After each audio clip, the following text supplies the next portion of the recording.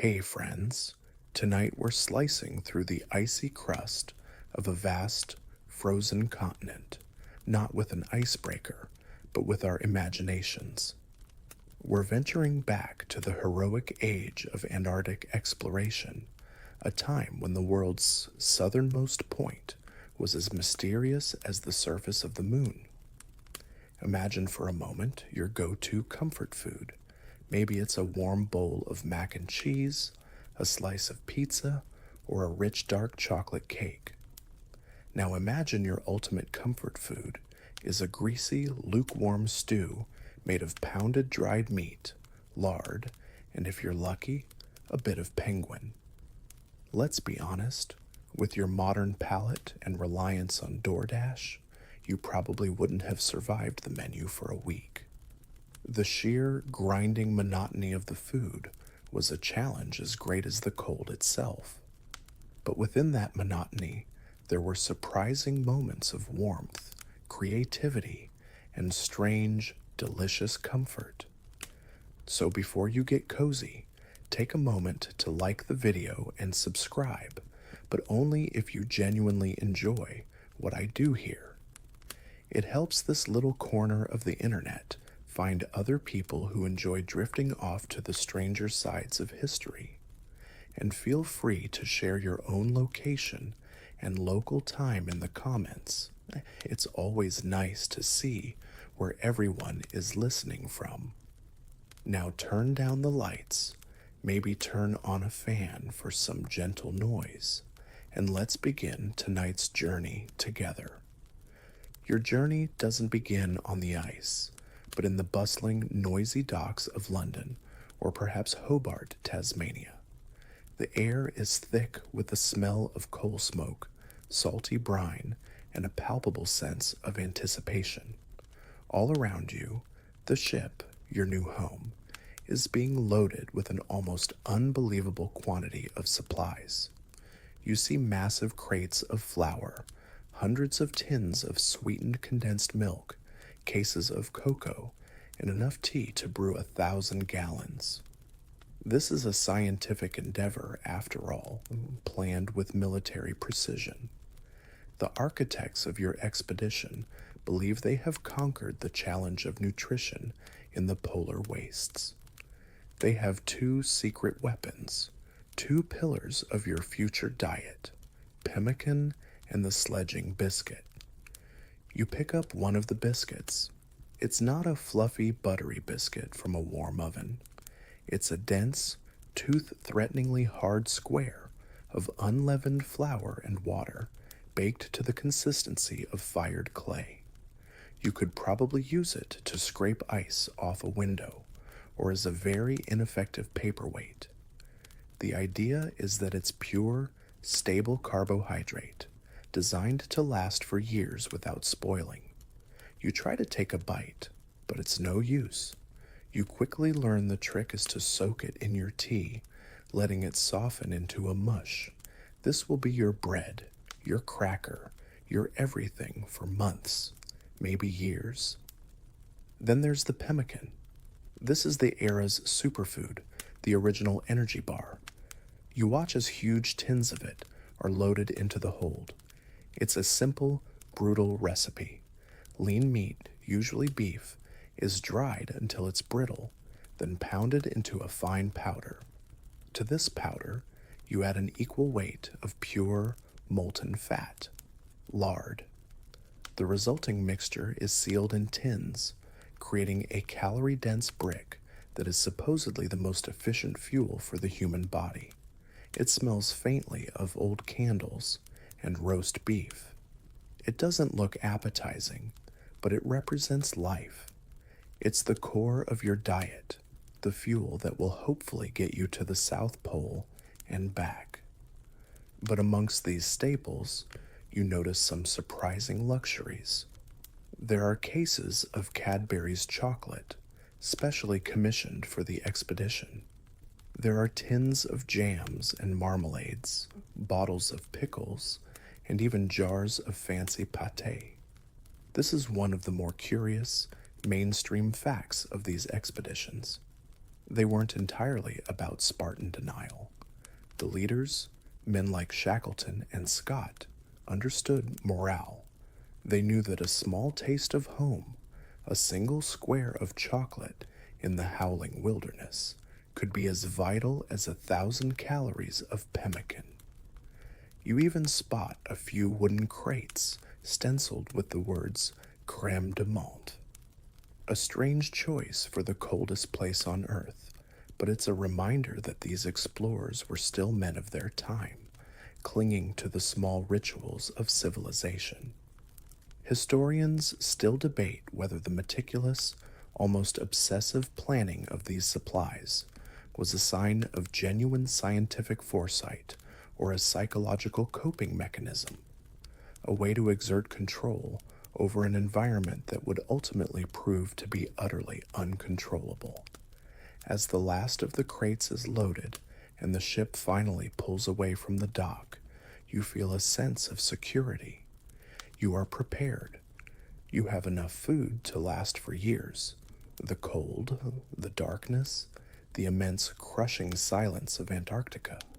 You can face it all because you have your biscuits and your pemmican. For now, on the rolling seas of the Southern Ocean, the routine is comforting. You eat your meals, you drink your tea, and you look south towards the growing gleam of the ice on the horizon, unaware of how your relationship with this food is about to change, and how desperately you will one day crave something, anything else. The ship creaks, a rhythmic, gentle sound, as you sail further and further from the world you know. The ship can take you no further. You've arrived at the edge of the world, a place of silent, alien beauty. The first time you step onto the ice, the sound is what strikes you most. The familiar creaking of the ship's timbers is replaced by an immense, profound quiet, broken only by the crunch of your boots on the crystalline snow and the whisper of the wind. The air is so cold it feels sharp in your lungs, like breathing in tiny needles of glass. Before you lies a continent of white and blue, vast and indifferent. Your first task is to build a home, a small wooden hut that will be your sanctuary against the longest winter on Earth. You work for weeks, your hands clumsy in thick mittens, your breath freezing into clouds of vapor. Finally, the hut is finished. It's a small, dark space, lined with bunks, a single stove at its heart. The smell of raw timber, coal smoke, and frying seal blubber soon fills the air, a scent that will become the permanent backdrop to your life here. This hut is your entire world now, a tiny pocket of warmth and humanity in an endless expanse of ice. And it is here that your relationship with food truly solidifies into a rigid, life-sustaining routine. The main event of every day is a meal called hoosh. It is the cornerstone of Antarctic cuisine, a word that will be etched into your memory. The recipe is simple, born of pure necessity. You take a chunk of the hard, waxy pemmican and drop it into a pot of melted snow boiling on the stove. Then, you break up a few of those iron-hard sledging biscuits, crushing them into powder and adding them to the pot. You stir the mixture until it becomes a thick, greasy, bubbling stew. You ladle the hoosh into your tin mug. The heat from the mug is a blessing, warming your frozen fingers. The first spoonful is substantial. It's not delicious in any modern sense. The texture is gritty from the biscuit crumbs, and the fat from the pemmican coats your mouth with a greasy film. But it is hot. It is unbelievably calorie-dense. And as you swallow, you can feel a wave of warmth spreading through your chest, a primal satisfaction that has nothing to do with taste and everything to do with survival. This is your lifeblood. You eat hoosh for lunch. You eat it for dinner, day after day, week after week. At first, the routine is comforting, but soon the monotony begins to grind away at you. Your mind, starved of stimulation, turns inward, and you begin to have incredibly vivid dreams about food. You dream of bakeries with steamy windows, piled high with fresh bread. You dream of the crisp skin of a roast chicken, the sharp tang of a fresh apple, the simple perfection of a fried egg. You wake up with the ghost of these flavors on your tongue, only to be met with the reality of another day, another pot of lumpy, greasy hoosh. The desire for variety becomes an obsession. This is where the real and sometimes strange culinary creativity of the Antarctic begins. You discover that the local penguins, while comical and charming, are also a source of food, a rather unusual source. A bizarre but well-documented detail of life here is the unique nature of penguin eggs. When you crack one open, the white is actually transparent and slightly bluish, and it doesn't turn white when cooked, remaining a sort of clear jelly. The yolk is a startling, vibrant orange red. The men try boiling them, frying them. The taste is strong, fishy, and for many deeply unpleasant. But it is different, and different is everything. Modern nutritionists and historians often argue about the primary cause of the explorer's eventual physical decline. Was it purely the well-known scourge of scurvy, the lack of vitamin C from a diet devoid of fresh fruit and vegetables? Or was it what some have termed land scurvy, a more complex syndrome of extreme calorie deficit? The dangers of protein poisoning from a diet too reliant on lean meat, and the sheer psychological exhaustion from the unrelenting cold and darkness. You don't know the science of it. You just know you feel a deep, gnawing hunger that the hoosh never quite satisfies. As the days shorten and the sun sinks lower and lower toward the horizon, a new kind of dread begins to set in. The polar night is coming. Months of absolute darkness. The hut, once a symbol of safety, now feels more like a cage. You look out the small, ice-rimed window at the fading light, the landscape dissolving into shades of gray. You hold your warm mug of hoosh, the greasy steam rising in front of your face. This monotonous meal is your anchor, your fuel for the long night ahead. And as the last sliver of the sun disappears, plunging your world into a deep, star-dusted blackness, you wonder not if you will survive, but what part of you will be left when the light returns. The great darkness is now your constant companion. The sun is a distant memory, a myth from another lifetime. Time itself seems to stretch and warp in the perpetual twilight of the polar night. Your world has shrunk to the 22-foot by 22-foot dimensions of the hut. The endless howling wind outside is a constant reminder of the lethal emptiness that surrounds you. Inside this small bubble of humanity, every ritual becomes magnified, every routine a sacred act. And the most sacred ritual of all is the preparation and sharing of food. The pemmican and biscuits are still the foundation, but a deep, primal craving for fresh meat now dominates your waking thoughts. It's a physical need your body screams for, an instinctive knowledge that the tinned supplies are not enough. This need drives you and the others out into the treacherous semi-darkness to hunt the one reliable source of life in this frozen desert, the Weddell seal. You learn to see the seal not as an animal, but as a gift from the ice. It is a walking larder. When a hunt is successful, The seal is brought back and processed with an efficiency that leaves no room for sentiment. This is a core truth of your survival.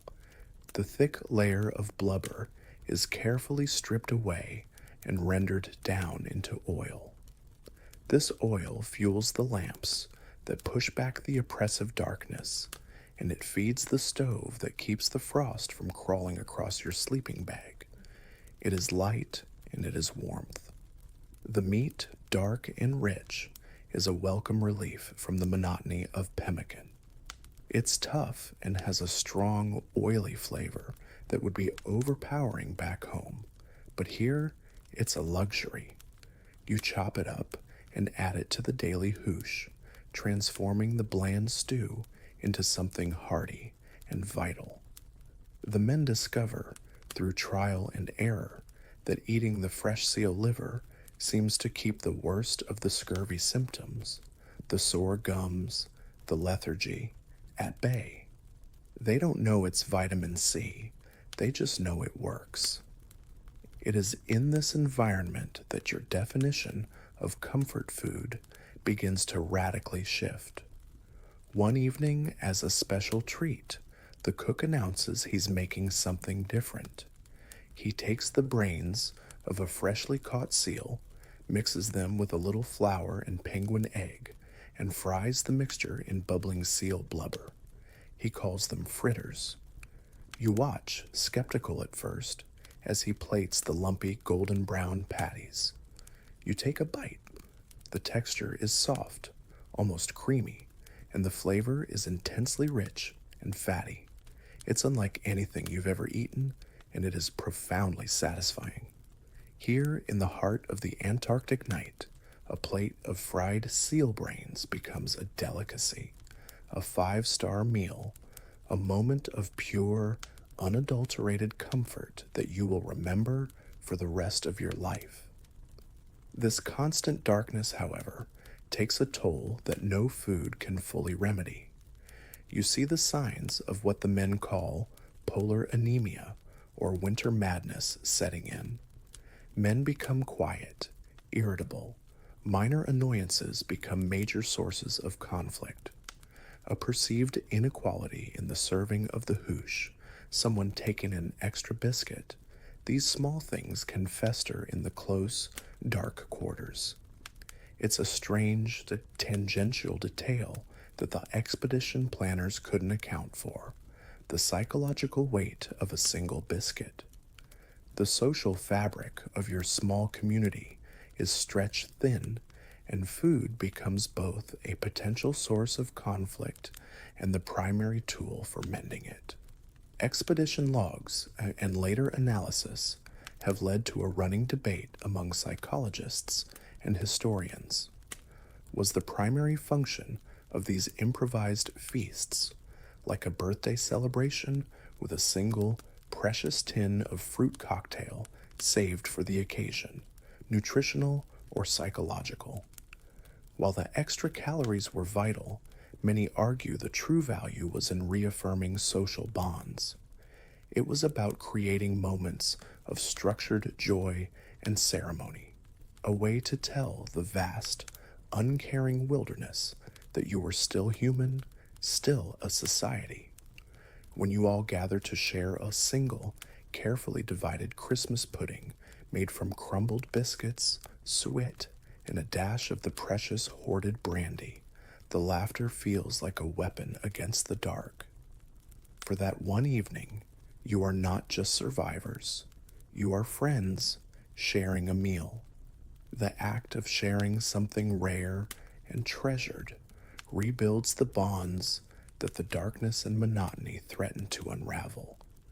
The shared comfort of a strange pudding in a small hut becomes the most powerful medicine on the continent. As the long night inches towards its end, a new anxiety begins to gnaw at you, sharper than the hunger. The food supplies are dwindling. The tins of pemmican are noticeably lighter. The sacks of biscuit crumbs are scraping the bottom. You start to meticulously ration every morsel. The hoosh becomes thinner, the portions smaller. The seal hunts become more desperate, the returns less certain. The thought of running out of food is a constant suffocating weight. It's during this period of scarcity that you begin to truly appreciate the things you once took for granted. A single raisin found at the bottom of a forgotten tin becomes a treasure. The faint sweetness is an explosion of flavor in your mouth, a reminder of a world where food wasn't just fuel. You start to experiment with ways to make the remaining supplies stretch further. You learn to boil the bones of seals to extract the last traces of fat and marrow. You collect the condensation that freezes on the inside of the hut, hoping for any microscopic nutrients. These are not in the official expedition cookbooks. These are the desperate improvisations of survival. One particularly grim discovery highlights the precariousness of your situation. You stumble upon a cache of food left by a previous expedition years ago. The tins are rusted, the labels faded. Hope flickers briefly, but upon opening them, you find the contents have spoiled, turned into an unidentifiable foul-smelling sludge. It's a stark reminder that even the most carefully laid plans can be undone by time and the unforgiving environment. This discovery isn't just about spoiled food, it's a chilling premonition of your own potential fate. The desire for something other than the relentless fat and protein becomes almost unbearable. You find yourself fantasizing about the most basic of foods, a crisp lettuce leaf, a juicy tomato, a piece of toast with butter. These simple images become almost erotic in their intensity. You swap recipes with the other men, describing in excruciating detail how you would prepare and devour these imaginary meals back home. These conversations, while torturous, provide a strange form of comfort, a shared dream of a future where food is abundant and varied. A curious anecdote emerges from this time of hardship. One of the men, a former baker, attempts to recreate bread using the few remaining biscuit crumbs and melted snow. He mixes the gritty paste and tries to bake it on the stove. The result is a hard, gray disk that is barely edible, but the effort, the sheer ingenuity and longing for something familiar is deeply moving. It's a testament to the enduring human need for comfort and a connection to the familiar, even in the face of extreme adversity. This inedible bread becomes a symbol of hope, a reminder of the life that awaits you if you survive. Finally, after what feels like an eternity, a faint glow appears on the northern horizon. The darkness begins to recede, slowly, reluctantly. The return of the sun is not a sudden blaze of glory, but a gradual pale illumination. But with the light comes a renewed sense of purpose and a desperate urgency. You must now face the journey back, across the vast, unforgiving ice, with dwindling supplies and bodies weakened by months of deprivation. The comfort foods of the polar night, the greasy hoosh, the fried seal brains, now seem like distant memories. Your focus is solely on survival, on putting one foot in front of the other, fueled by the last scraps of biscuit and pemmican and the faint, fragile hope of rescue. The ice stretches before you, an endless white expanse, and your journey home has just begun. The sun, a weak but present, casts long, skeletal shadows, a stark reminder of the toll the darkness has taken. The sun is back, but it offers no warmth.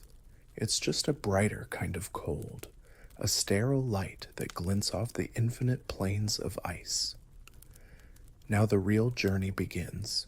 You leave the relative sanctuary of the hut behind. Your life is now confined to a small, wind-whipped tent and the grueling rhythm of the march. You are part of a sledging party, man hauling a sledge laden with the barest essentials for survival across hundreds of miles of treacherous terrain. Your entire day, your entire existence, revolves around the sledging ration. This is a precisely measured, brutally minimal allowance of food calculated by scientists back in London.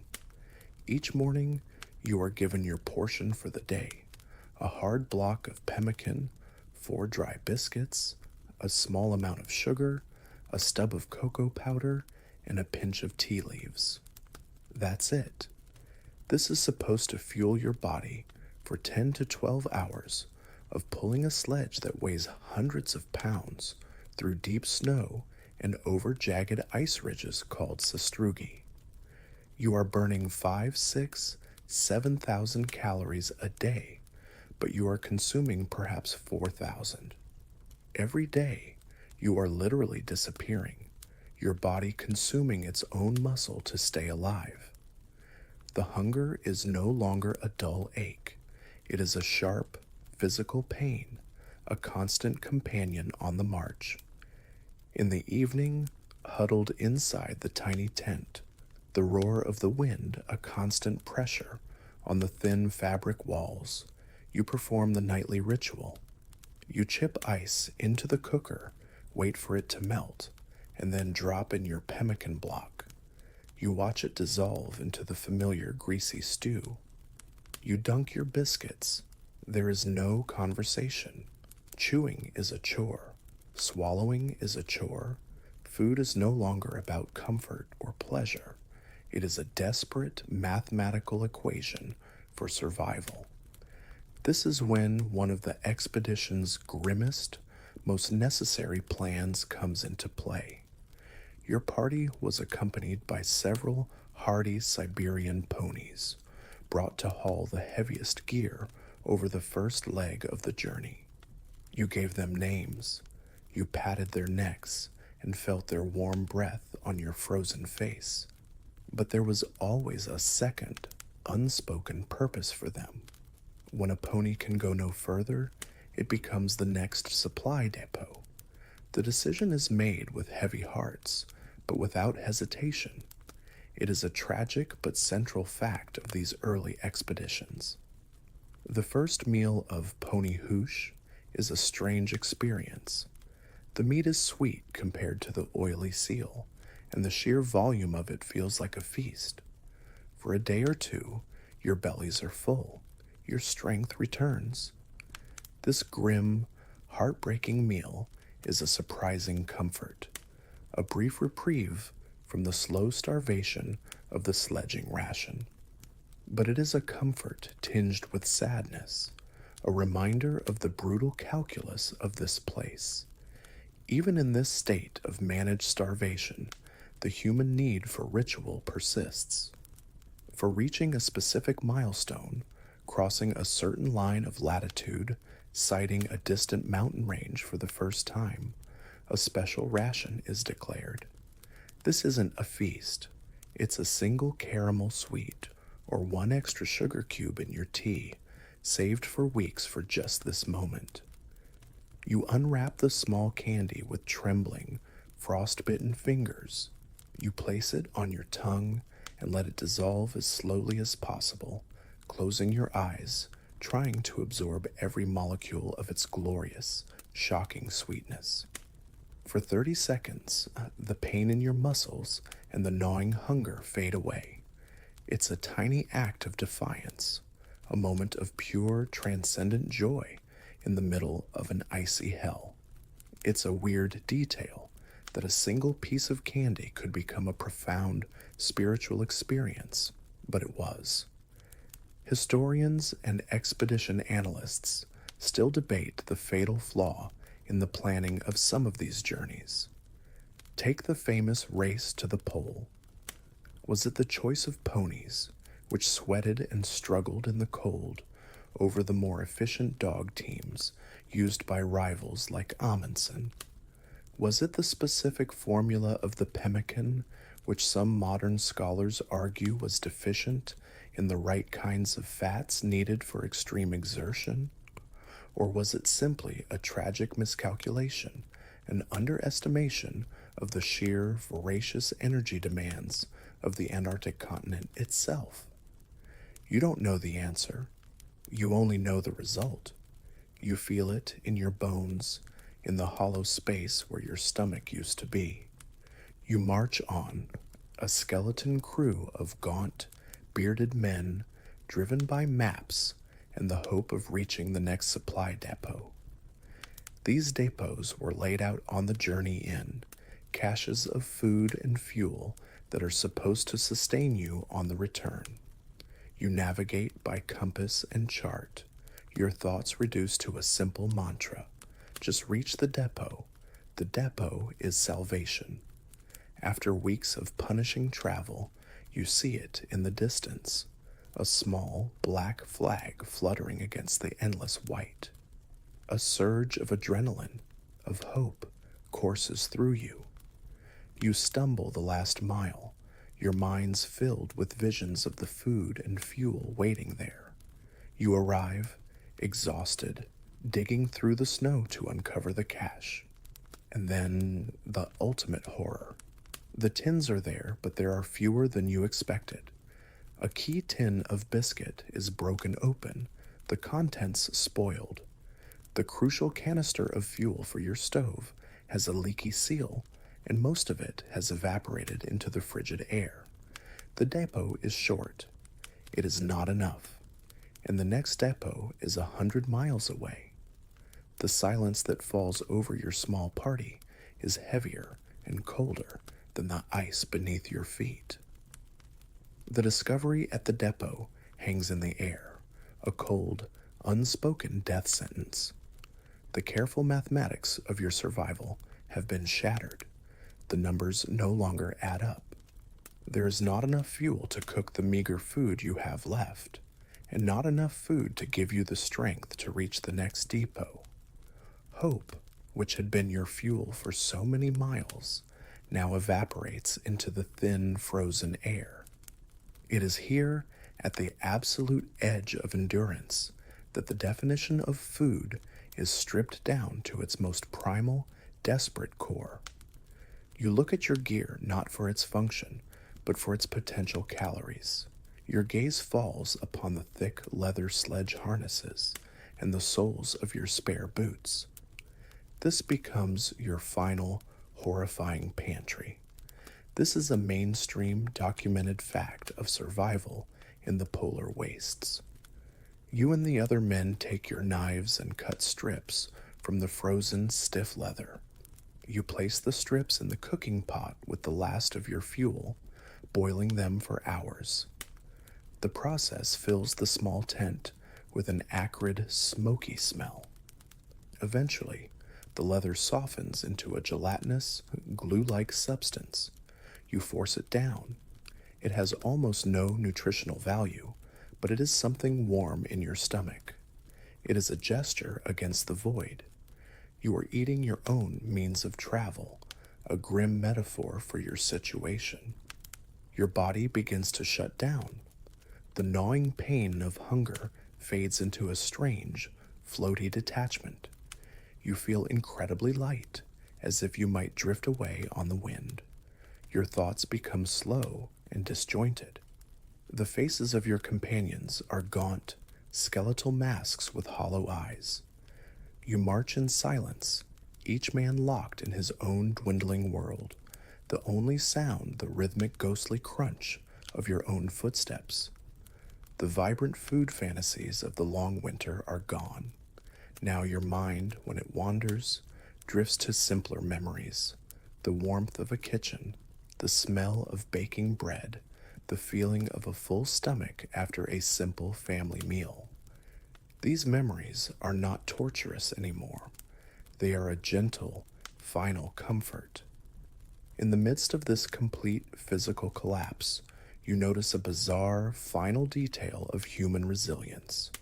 One of the men, his beard a solid block of ice, his cheeks hollowed out by starvation, still insists on winding his pocket watch every evening. Another spends his last ounces of energy meticulously writing in his journal, recording the day's temperature and wind conditions, his handwriting shaky but legible. It's an act of profound, almost irrational discipline. It is a testament to the part of the human spirit that refuses to dissolve into chaos, that clings to order and purpose even as the body fails. It is a way of saying that even if you die here, you will die as a scientist, an explorer, not just a starving animal. A point of contention among medical historians is the precise cause of death in these final stages. Was it simple starvation, the body having consumed its last reserves of fat and muscle? Was it the final catastrophic onset of scurvy, causing fatal internal hemorrhaging? Or was it hypothermia, as the body, lacking any fuel to burn, could no longer fight off the penetrating cellular level cold? The reality you feel in your bones is likely an inseparable lethal combination of all three, a complete systemic failure. The cold is no longer something you feel on your skin. It feels like it's inside you now, a frozen core that can never be warmed.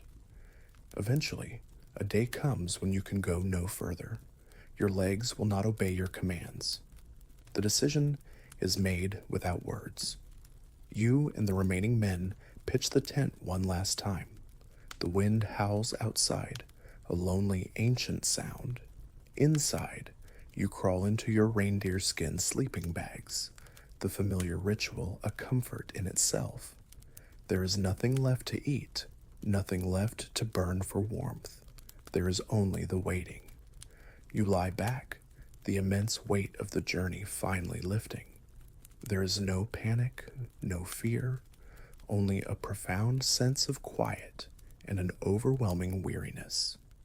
You are 1,000 miles from anywhere, a tiny speck of fading life in a continent of ice, and you close your eyes. But your story doesn't end there, frozen in the silent heart of the continent. For not every expedition met the same fate. In another part of this vast wilderness, another group of men, your group, clings to life on a desolate, windswept beach. Your ship, the Endurance, was crushed by the ice months ago, and you have survived an impossible open boat journey to a sliver of rock and ice called Elephant Island. Here, survival has meant a diet of penguin and seal, a monotonous but life-sustaining fare. And you wait, huddled under overturned boats, scanning the furious gray sea for a rescue you know may never come. And then, one day, a speck appears on the horizon. It is not a whale, not a trick of the light. It is a boat, a small, familiar boat. Your leader, who had set off on a journey of 800 nautical miles in a lifeboat to find help, has returned. The moment is surreal, dreamlike. Men weep openly, not making a sound. Others laugh, a strange, cracked noise. You are saved. The journey back to civilization is a blur, but the first real meal you have is something you will never forget. It's not a grand feast. Your shrunken stomach couldn't handle it. It is a simple bowl of warm porridge with a spoonful of sugar. As you take the first bite, a wave of sensation washes over you that is so intense it's almost painful. The gentle sweetness, the simple warmth, the smooth texture. It's an overwhelming flood of comfort and normalcy.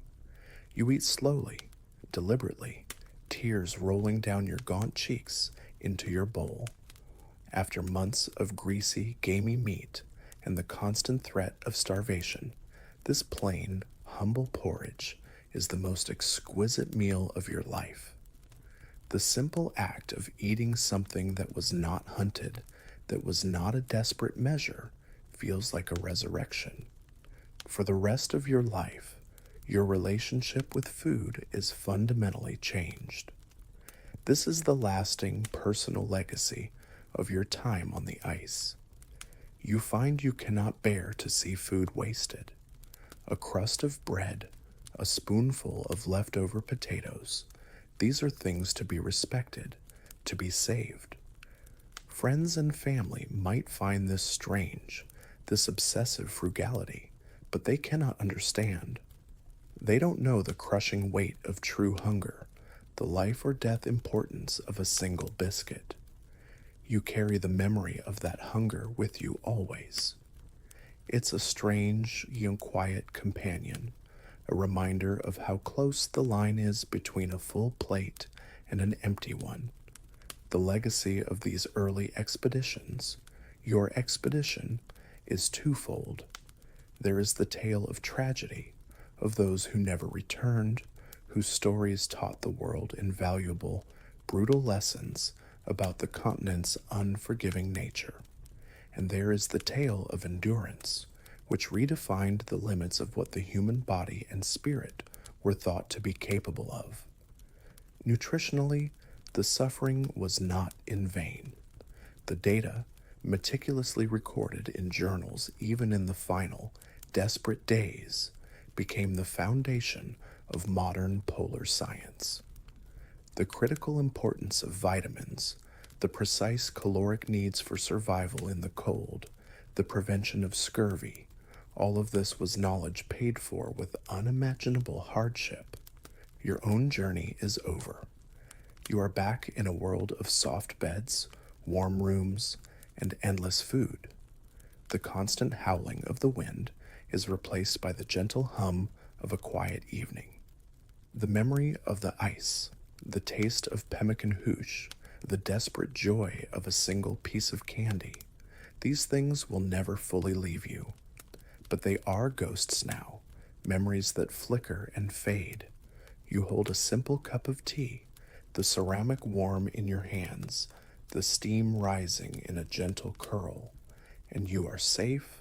The long night is finally over. Now just let that feeling of warmth from the cup of tea spread through you.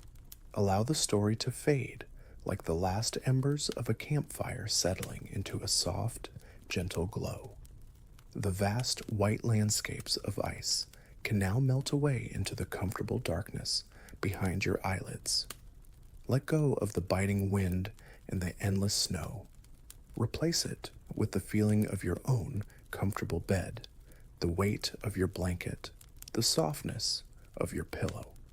Feel your own breathing, a slow, steady, easy rhythm, in and out. Each breath pulling you a little deeper into rest, a little further away from the waking worlds. There are no more journeys to take tonight, no more hardships to endure. There is only this quiet moment, this safe harbor of sleep. The challenges of the past are just stories now, whispers in the dark, and they have no power here. Here in your own space, you are warm, you are comfortable, and you are perfectly at peace. Let the last images dissolve completely, leaving only the quiet, the calm, and the gentle pull of a deep and restorative sleep. Hey friends, tonight we're not doom scrolling through endless feeds of digital information, but stepping into a room that was the original analog version of that. We are creating a cabinet of curiosities, a Wunderkammer from the European Renaissance. This was an era when the world was rapidly expanding, and for the first time, you could hold a piece of a new continent, a strange animal, or an ancient secret right in the palm of your hand. Think of it as the ultimate status flex of its time. Let's be honest, your collection of Funko Pops and vaguely sentimental concert tickets probably wouldn't have impressed a 16th century duke who owned what he claimed was a dragon's scale. This was collecting on a whole other level, a way to possess a miniature version of the entire world. So before you get cozy, take a moment to like the video and subscribe, but only if you genuinely enjoy what I do here. It helps other curious minds find this little cabinet of historical oddities, and feel free to share your own location and local time in the comments. It's always fascinating to see where in the world everyone is listening from. Now turn down the lights, maybe turn on a fan for some gentle noise, and let's begin tonight's journey together. Your story begins not with a room, but with a feeling. You are a person of some standing in a bustling European city, perhaps Amsterdam or Augsburg or Florence, sometime in the late 1500s. You are a doctor or a wealthy merchant or a minor nobleman. You have a comfortable study lined with books bound in dark leather, a heavy oak desk, and a globe that shows the latest, often wildly inaccurate maps of the world. But you feel a sense of restlessness. The world is cracking open. Ships return to the docks laden with spices that smell of paradise and stories of lands beyond the edge of everything you know. You feel a deep, gnawing curiosity to not just hear about this new world, but to touch it. One afternoon, you find yourself at the port, the air thick with the smell of salt, tar, and foreign cargo. A sailor, his skin weathered by sun and sea, shows you something he acquired in the far-off East Indies. It is a nautilus shell. You've seen shells before, but this one is different. It is impossibly perfect, a logarithmic spiral crafted by nature, its exterior a simple creamy white, but its interior lip shimmers with an iridescent pearlescence that seems to trap the light of the sunset. It feels ancient and alien. The sailor tells you it comes from a creature that floats through the deep ocean like a tiny living ship. You buy it for a few coins, take it home, and place it on your desk. Suddenly, your whole study seems dull in comparison. The books, the maps, they are mere descriptions of the world. This shell, this is the world, or a tiny, perfect piece of it. It is a tangible mystery, and you realize with a thrill of excitement that it looks lonely. It needs company. This is the spark, the moment the collector inside you awakens. You decide then and there to dedicate a space, not to what is known, but to what is strange, wonderful, and unexplained. You need a cabinet. You commission a local craftsman, a master woodworker, to build it. It's not just a set of shelves. It's a work of art in itself. Made of dark, some polished walnut, it has dozens of small drawers, each with a tiny brass handle. It has niches of varying sizes, secret compartments, and small columned shelves, all designed to display objects of wonder. This is the mainstream historical origin of the trend. The Wunderkammer, or Chamber of Wonders, often began as a single, magnificent piece of furniture. It was a theater for your collection. As you begin to seek out new objects, you find that the line between science and magic is wonderfully blurry. You acquire a lodestone. To you, it's not just a magnetic rock. It possesses a hidden virtue, a connection to the celestial poles. A strangely shaped root found in an old forest might just be a root, or it could be a mandrake, said to scream when pulled from the earth. This was the joy of the early collector.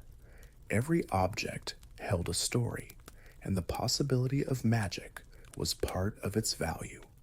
It's a weird but essential detail that these weren't sterile scientific collections.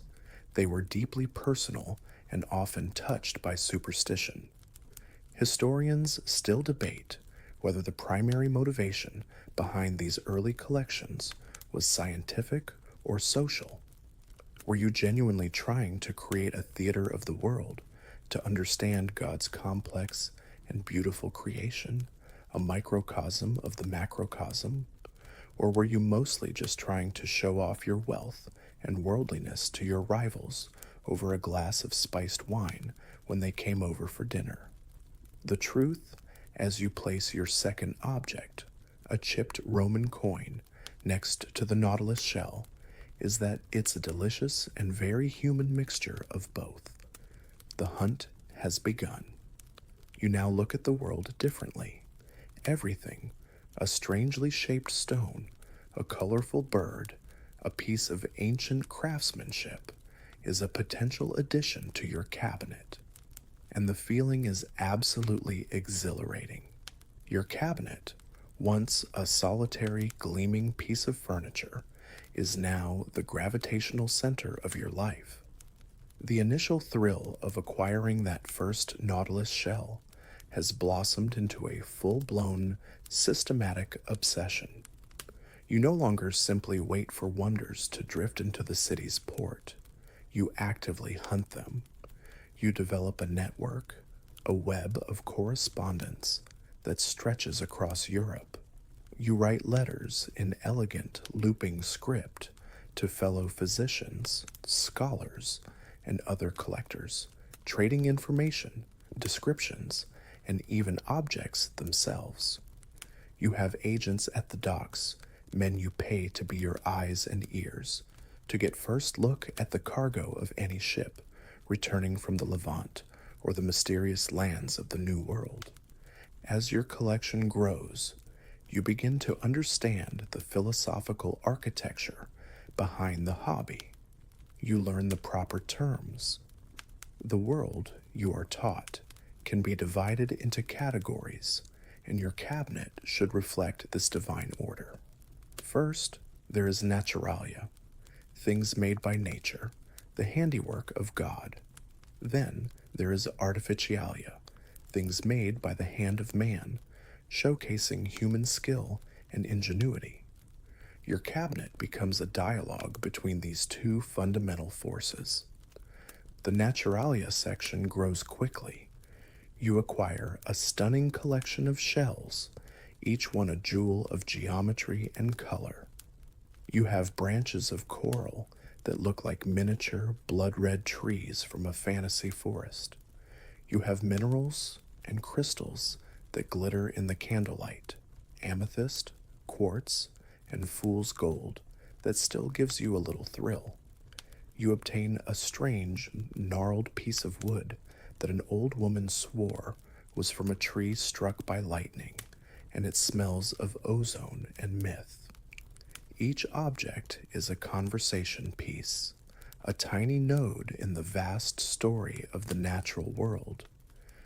Your prize piece of naturalia, for now, is an ostrich egg. You bought it from a Venetian trader who got it from a merchant in Alexandria. It is magnificent. You cradle it in your hands, marveling at its size and weight. It is as large as a child's head, its surface a pale, pockmarked cream color, with a texture like rough porcelain. To you and your guests, who have only ever known the eggs of chickens and ducks, it is a monstrous and wonderful thing.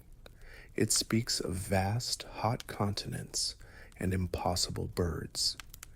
You display it proudly in a specially made silver stand. Meanwhile, your collection of artificialia competes for attention. You have ancient Roman coins, worn smooth by the thumbs of citizens who lived 1,000 years before you. You have an intricately carved puzzle box from Germany, made of interlocking pieces of wood that can only be opened through a sequence of clever movements, the 16th century equivalent of an impossibly complex gadget. Your most treasured man-made object is a small automaton, a clockwork monk that, when wound with a key, trundles across your desk, nodding its head and beating its chest. It feels like a miracle of engineering, a tiny spark of life created by gears and springs. In your search, you become obsessed with a particularly strange category of object, lusus naturae, or jokes of nature. These are stones or pieces of wood where nature itself seems to be playing the artist. You possess a prized piece of agate, which, when sliced and polished, reveals a pattern that looks exactly like a tiny, detailed landscape, complete with hills, trees, and a river. You have another stone that seems to contain the perfect profile of a bearded man. These objects are the ultimate treasures because they blur the boundaries. Is this naturalia or artificialia? It feels like both. It suggests a secret or playful intelligence hidden within creation, a wink from the Creator. Scholars of the period, and indeed today, argue about the philosophical significance of how you arrange these items. When you place a branch of coral that looks like a hand next to a bronze sculpture of a hand, what statement are you making? Is it a simple, curious comparison, or are you gesturing toward a deeper, more mystical idea, like the great chain of being, which proposed that all of creation was linked from the lowest stone to the angels in heaven? You don't have a definitive answer, but the act of arranging the cabinet, of creating these visual conversations between objects, is a source of endless fascination. Your study is no longer just a study, it is overflowing. The cabinet is full, objects spill onto your desk, they hang from the ceiling, they line the bookshelves. The single piece of furniture is no longer enough. The collection is taking over your life and your space. You realize you don't just need a bigger cabinet, you need a bigger room. The Wunderkammer is ready to graduate from a cabinet to a full-blown chamber of wonders, a place that will soon draw visitors from far and wide, all eager to see the world you are building in miniature. You've done it. You knocked down a wall. Your study has bled into the adjoining room, and the resulting space is no longer a place for quiet reading and contemplation. It is your Wunderkammer, your chamber of wonders. To step inside is to be deliberately overwhelmed. There is no single focal point. Instead, the eye is pulled in 100 directions at once. A stuffed crocodile with glass eyes hangs from the dark wood-beamed ceiling. The walls are a dense mosaic of shelves and cabinets, every surface crowded with objects that glimmer and gleam in the soft candlelight. The air itself is a complex mixture of scents, beeswax polish, old paper, the dry, musty aroma of preserved specimens, and a faint, spicy hint of the exotic woods and resins that make up the collection. Tonight, you have guests, a visiting duke, a fellow physician known for his own modest collection, and a wealthy merchant who you know is green with envy. The Wunderkammer is a theater, and this is opening night. You let them stand in the doorway for a moment, soaking in the sheer, dizzying spectacle of it all before you begin the tour. You are the curator, the storyteller, the master of this miniature world. You start with the most dramatic category, the things that whisper of faraway lands and daring sea voyages, the exotica. These are the objects that prove you are a man of the world, connected to its farthest and most mysterious corners. You guide your guests to a large, dark, and strangely shaped object resting on a bed of crimson velvet. It's a coco de mer, a sea coconut.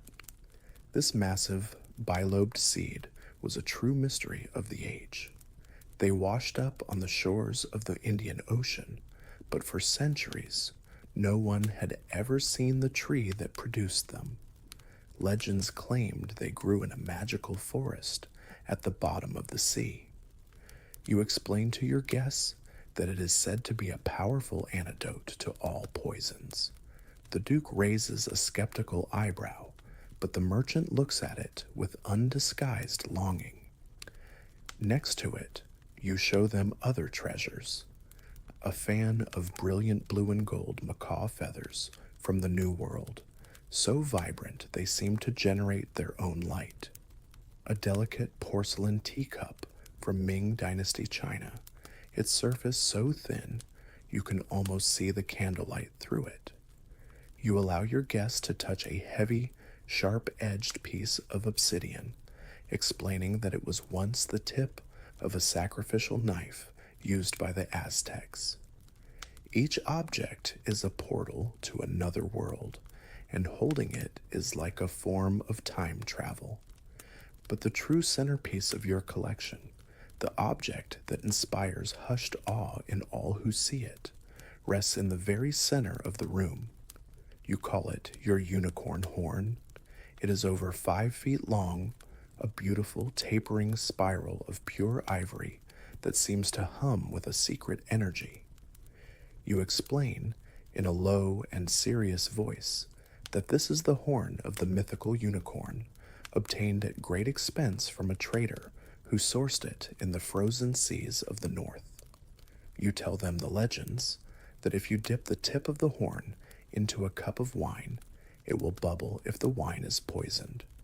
It is the ultimate symbol of purity and power, and your guests stare at it, mesmerized.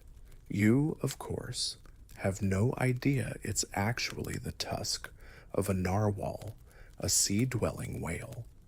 To you and everyone else in the room, it is a piece of a living myth.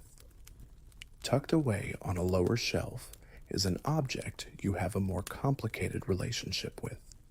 It's a basilisk, a fearsome little dragon-like creature with leathery wings and a tiny, sharp beak. You bought it from a sailor in a dimly lit tavern, and in the moment it seemed real.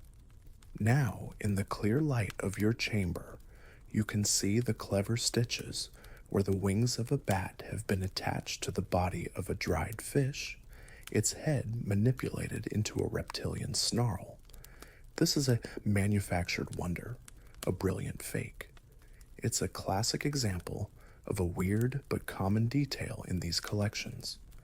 You could hide it away, but instead you display it as a curiosity of human ingenuity, a piece of artificialia pretending to be naturalia.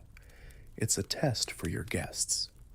The knowledgeable physician smiles, recognizing the artistry of the forgery, while the merchant simply sees a monster. Historians and art critics still debate the intended viewing path of a Wunderkammer. Was there a specific, curated order in which a host would reveal his objects, moving from the natural to the man-made, designed to tell a coherent story about God and the cosmos? Or was it intentionally chaotic, a jumble meant to overwhelm the senses and emphasize the sheer, incomprehensible variety of the world, thereby asserting the collector's godlike command over it all? As you lead your guests away from the basilisk and toward the collection of intricate clocks and automata, you smile to yourself. The answer is that you, the collector, get to decide the path. You are the one who creates the meaning. You lead your guests away from the primal, organic wonders of the exotica and naturalia, moving deeper into the room. The atmosphere shifts from one of mythic awe to one of intellectual marvel. Here, you keep the instruments of human reason, the category known as scientifica. These are the tools man has built, not just to admire the world, but to measure and understand it. Your hand gestures towards a magnificent brass astrolabe, gleaming softly in the candlelight. It is a complex web of concentric rings, dials, and pointers, all covered in meticulously engraved star charts and zodiacal signs. You pick it up carefully, explaining to the Duke that it is a model of the universe in miniature. It's an analog computer that can be used to tell time, chart the stars, and calculate your position on the globe. It represents the noble human attempt to impose order on the chaos of the cosmos, to map the heavens themselves. Next to it is a piece of cutting-edge technology. It is a compound microscope, a simple tube of polished wood and brass, but it holds a universe of secrets. You have a prepared slide, the iridescent wing of a common housefly. You invite your merchant rival to peer through the eyepiece. He leans forward, squints, and then gasps, pulling back in astonishment.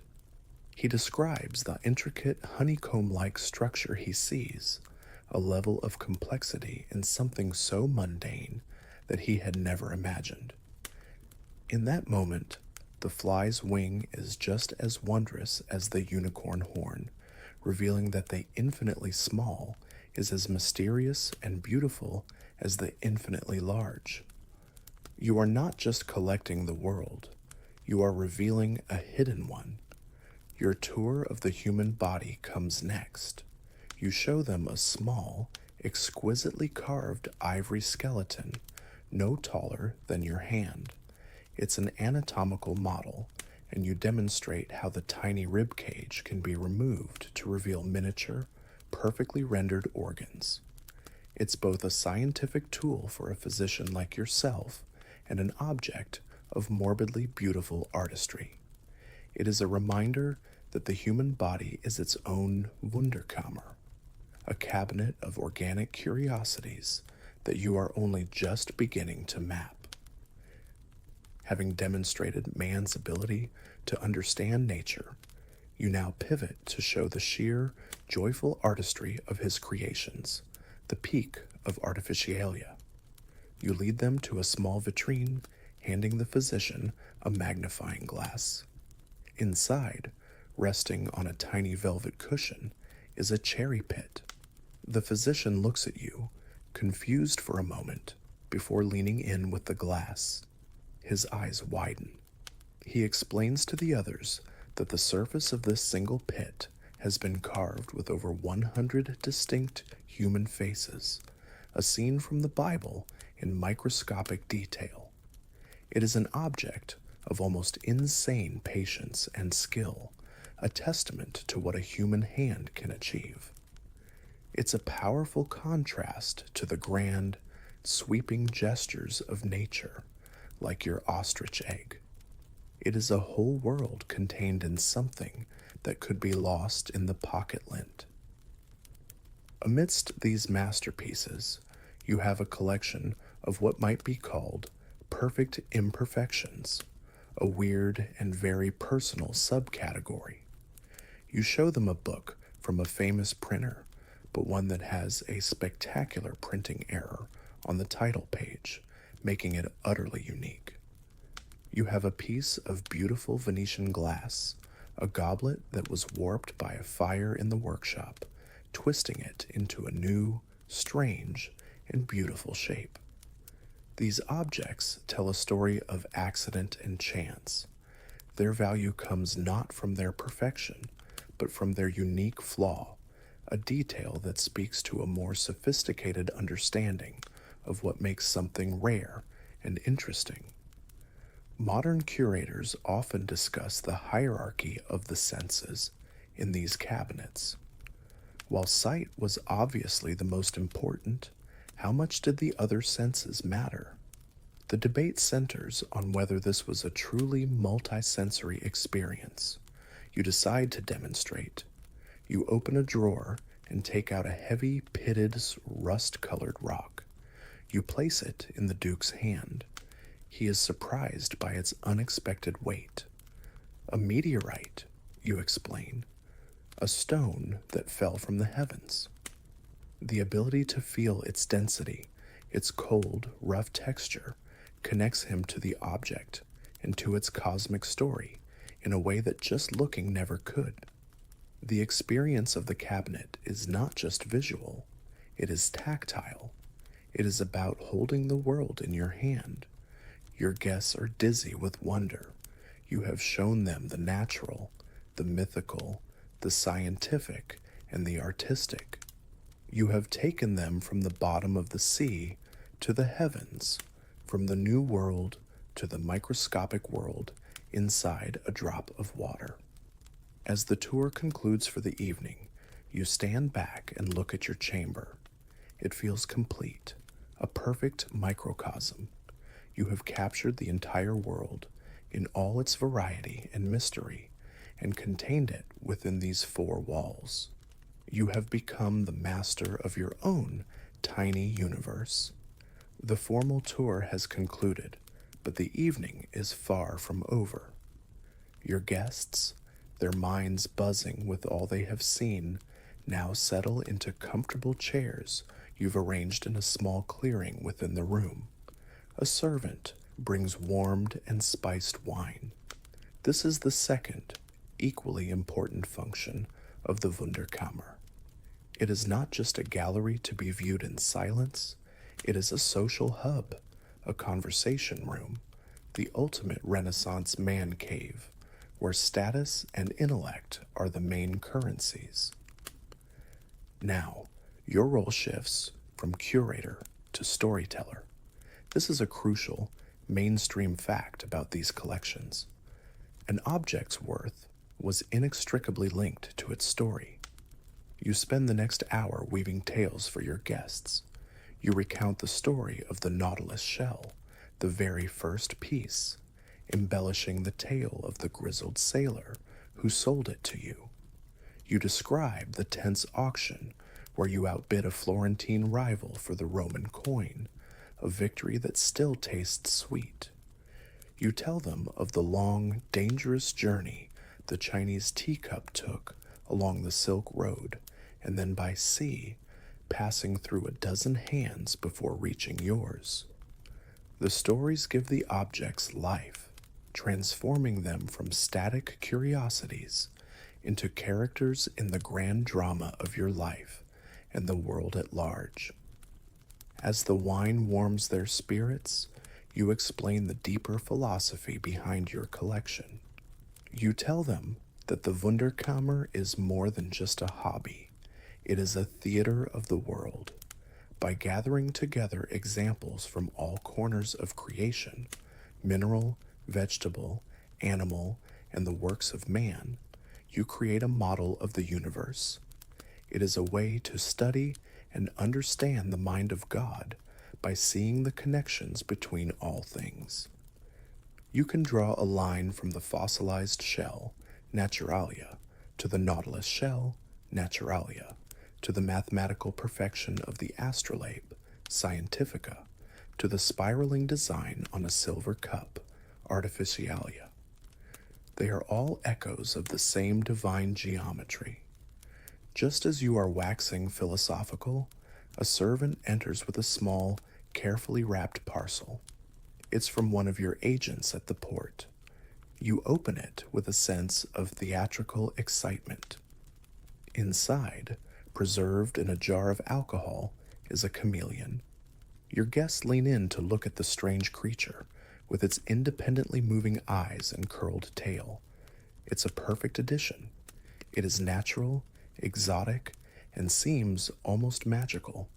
This new arrival allows you to touch upon a weird and fascinating belief that still held sway, the doctrine of signatures.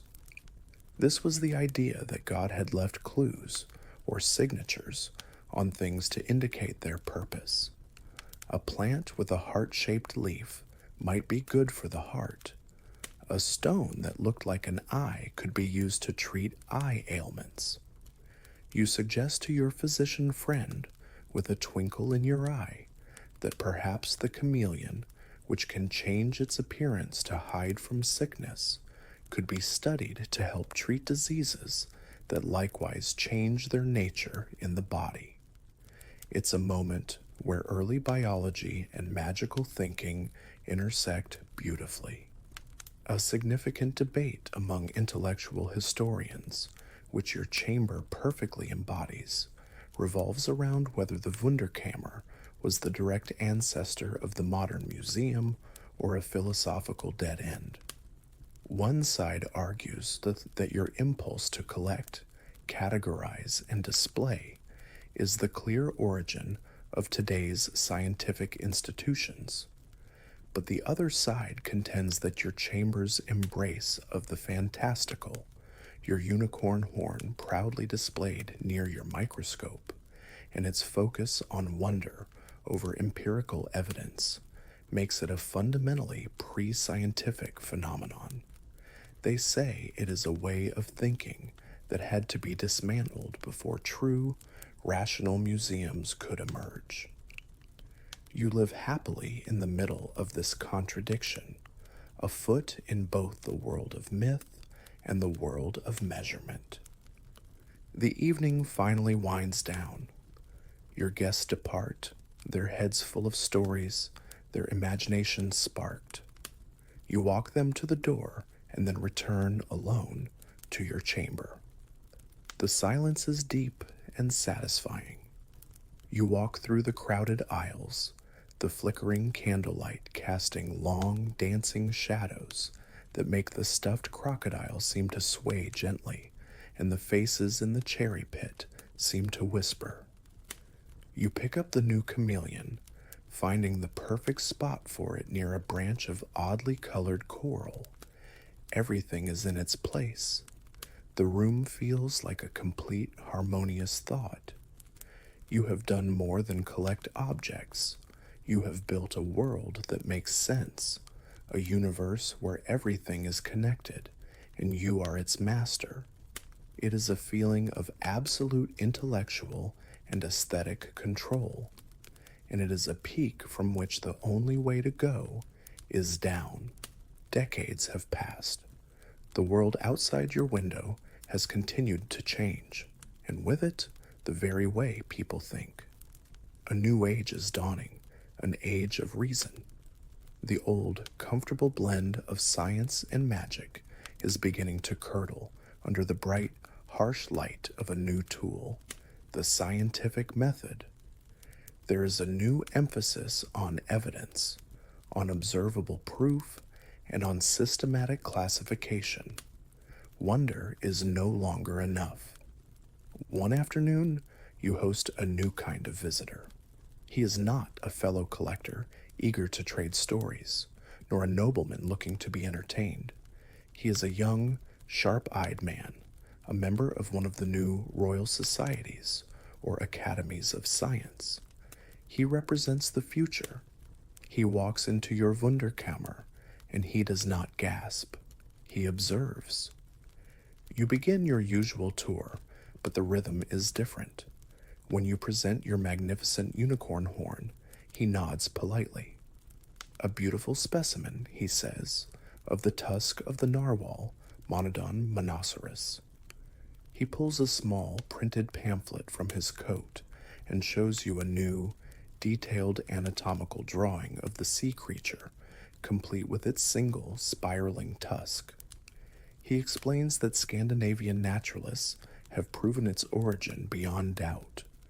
There is no malice in his voice, just a calm statement of fact, but it lands like a hammer blow. Your tour continues, but the magic is draining from the room. You point out your prized agate that looks like a landscape. A fascinating example of pareidolia, the young man remarks, the mind's remarkable tendency to perceive patterns in random stimuli. He doesn't see a joke of nature or a divine sign. He sees a trick of human psychology. When you mention the doctrine of signatures in relation to your chameleon, he asks for evidence. Have you conducted experiments? Have you recorded data on its curative properties? Can the results be replicated? His questions are not an attack, but they systematically dismantle the enchanted worldview your chamber was built upon. He is applying a new, rigorous logic to your collection, and under its glare, the magical connections that held everything together begin to evaporate. After he leaves, you stand alone in your chamber, and for the first time, it does not feel like a harmonious microcosm of the world. It feels like a chaotic, beautiful, and somewhat embarrassing jumble of truth, half-truth, and outright fantasy. The pride you once felt is now tinged with a new feeling, the anxiety of being out of date. A few days later, you find yourself doing something that would have been unthinkable a decade ago. You carefully lift the unicorn horn from its place of honor in the center of the room. You don't hide it away, it is still a magnificent object, but you move it. You place it in a different section next to a whale's vertebra and the skull of a seal. You take a small piece of parchment and write a new label. The label reads, Tusk, likely from the narwhal, Monodon monoceros, formerly believed to be the horn of a unicorn. This small act of relabeling is a monumental shift. It marks the moment your collection begins its transformation from a cabinet of wonders into a museum. You are replacing legend with information. This transitional period, which you are now living through, raises a key question for historians. Was the shift from the Wunderkammer to the specialized collection a sign of progress or loss? On one hand, this new focus on evidence and classification is paving the way for modern science, for biology, geology, and anthropology. But on the other hand, you feel a distinct sense of loss. The holistic worldview, the delight in finding poetic connections between a star and a starfish, the sheer playfulness of it all, that is fading.